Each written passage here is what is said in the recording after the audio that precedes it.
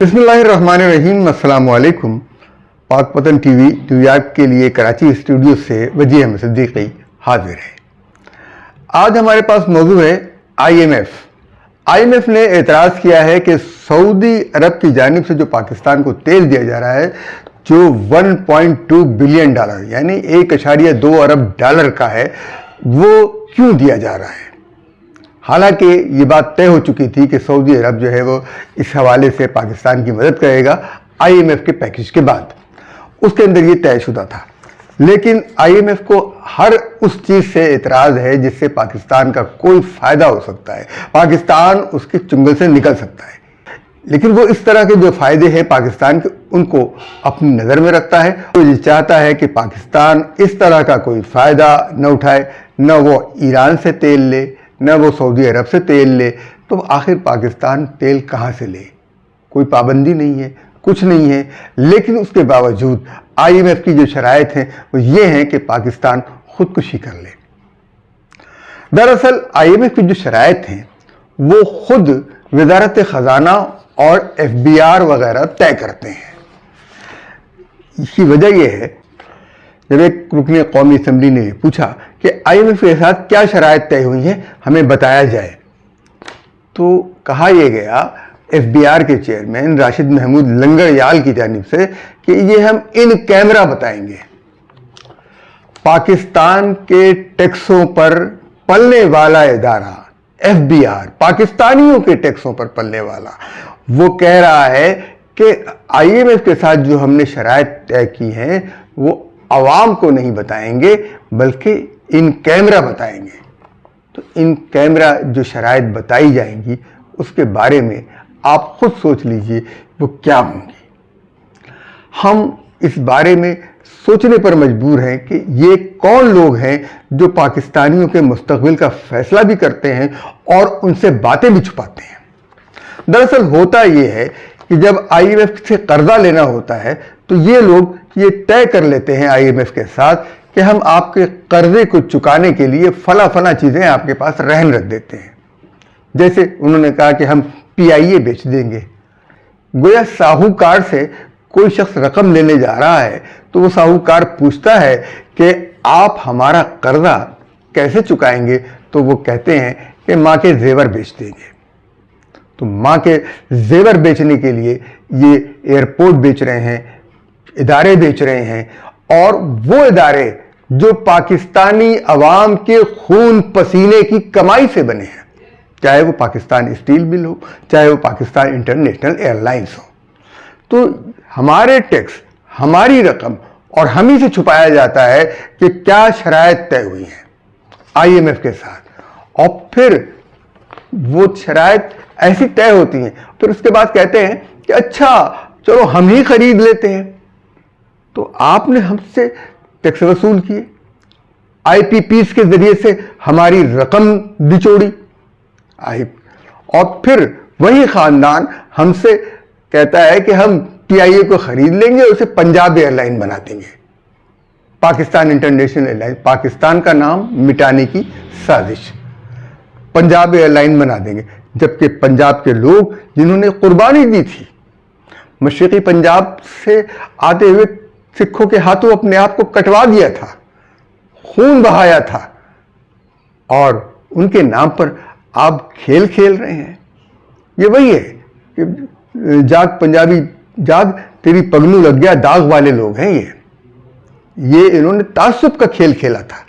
फिर bank of Punjab बनाया, जिसके नतीजे में दूसरे सूबों ने भी बैंक बनाए, मामलात रफा दफा हो गए। अब ये पंजाब एयरलाइन बना रहे हैं, फिर सिंध एयरलाइन बनेगी, फिर KPK एयरलाइन बनेगी, फिर बलूचिस्तान एयरलाइन बनेगी। ये कोई अच्छी अलामत नहीं है, ये कोई अच्छा शगुन नहीं है। इसलिए जो कुछ IMF के साथ तय हो रहा है उसके बारे में अवाम को वाज़ेह तौर पर पता होना चाहिए, इन कैमरा नहीं। और FBR का चेयरमैन कोई मुंतखब नुमाइंदा नहीं होता कि वो खुफिया तौर पर उसको ये इख्तियार किसने दिया है कि IMF के साथ ये शराइत तय करे। ये कौन लोग हैं जो इसको ये इख्तियार दे रहे हैं? IMF के साथ शराइत तय करने का काम वजारत ख़जाना नहीं बल्कि वज़ीर ख़जाना का काम है। اور وزیر خزانہ کا بھی نہیں، پارلیمنٹ کی خزانہ کمیٹی کا کام ہے، وہ طے کرے. یہ چیزیں تو اس کو طے کرنی چاہیے، لیکن ایسا نہیں ہوتا. یہ سب کچھ اب یہ کہا جا رہا ہے کہ عالمی مالیاتی فنڈ اور وزارت خزانہ میں یہ اتفاق ہو گیا ہے کہ منی بجٹ نہیں آئے گا، اور ٹیکس کا ہدف 12,878 ارب روپے برقرار رہے گا. یہ بھی بہت بھاری ہدف ہے.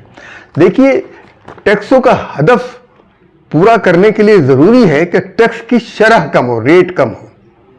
آپ 40%، 100% ٹیکس لگا کر شرح کو پورا نہیں کر سکتے. لوگوں کی جیبوں سے آپ نکال رہے ہیں. اس وقت لوگوں کی قوت خرید ختم ہو چکی ہے. یہ کہہ رہے ہیں کہ مہنگائی ختم ہو رہی ہے، مہنگائی کم ہو رہی ہے.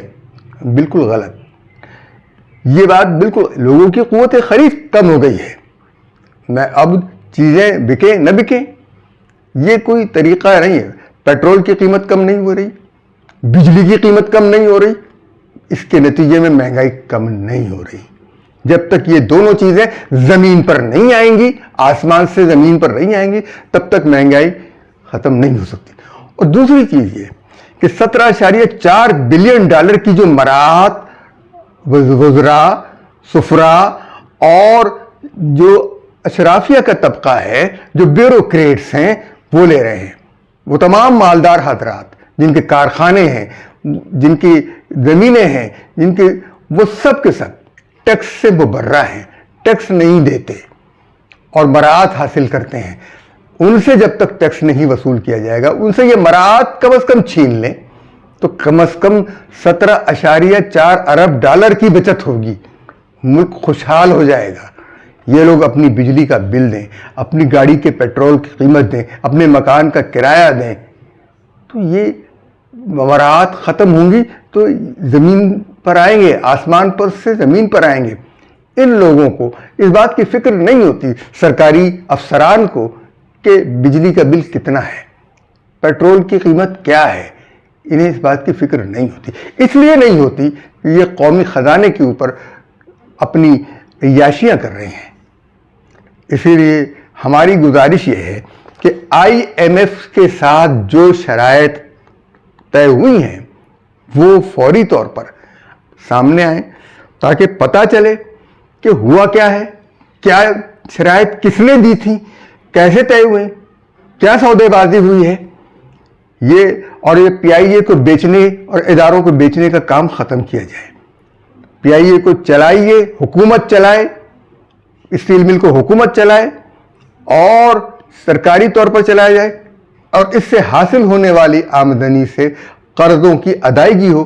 انشاءاللہ تعالی یہ دو ادارے مل کر ملک کا قرضہ چکا سکتے ہیں. یہ دونوں ادارے فائدے میں جا سکتے ہیں، منفعت بخش ہو سکتے ہیں.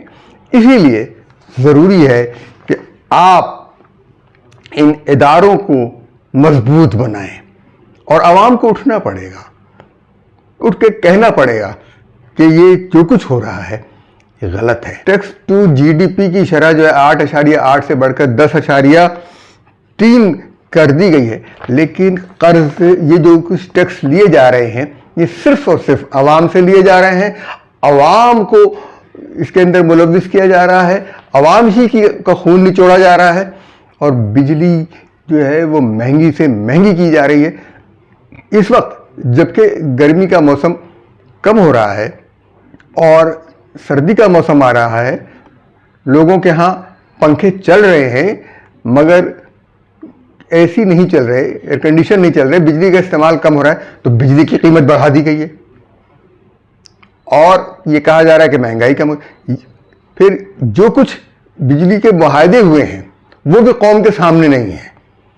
ان تمام معاہدوں کو قوم کے سامنے لایا جائے اور یہ جو ناجائز شرائط کے ساتھ IPPs کے معاہدے ہوئے ہیں ان کو لایا جائے، عدالتوں میں بھی لایا جائے، عالمی عدالت میں بھی لایا جائے گا تو یہ انہی کے خلاف جائے گا. عالمی عدالتوں میں بھی جائے گا تو یہ ایسی انوکھی شرائط دنیا میں کہیں نہیں ہوتی. بجلی نہ پیدا کرو، ہم تمہیں پوری قیمت دیں گے. یہ ایسی شرائط کہاں ہوتی ہیں؟ صرف اس لیے کہ ان لوگوں کے اپنے ادارے موجود تھے. ان सियासतदानों के अपने इदारे मौजूद हैं IPPs के नाम पर, ये लूट मार। इसके अंदर पीपल्स पार्टी भी शामिल है, इसके अंदर मुस्लिम लीग नून सबसे ज़्यादा इसका हिस्सा है, इसके अंदर PTI के लोग भी शामिल हैं। वो सब के सब इस बहती गंगा में हाथ धो रहे हैं। यही तो वजह है कि तहरीक इंसाफ वाले बिजली की कीमतों के ऊपर मुजाहरा नहीं कर रहे, तहरीक इंसाफ वाले महंगाई के खिलाफ कोई मुजाहरा नहीं कर रहे। उन्होंने इधर उधर की बातें करके, वो अपने लीडर की रिहाई की बात तो करते हैं, लेकिन ये नहीं चाहते कि रिहाई हो। वो चाहते हैं कि उनका लीडर जेल में रहे और वो हुकूमत के साथ सौदेबाजी करते रहें। आईनी तरमीम पर इन्होंने एहतजाज किया, आईनी तरमीम के खिलाफ बोले, और आईनी तरमीम के तहत जो कमेटी कायम हुई उसके अंदर भी शामिल हो गए। तो मुनाफिकत का लेवल क्या है ये भी आप देख लीजिए। तो IMF को एतराज़ है सऊदी अरब से मिलने वाले पेट्रोल पर, जो सऊदी अरब दे रहा है कि 1.2 अरब डॉलर के पेट्रोल दे रहा है पाकिस्तान को, और उसकी अदायगी पाकिस्तान जब चाहे करे।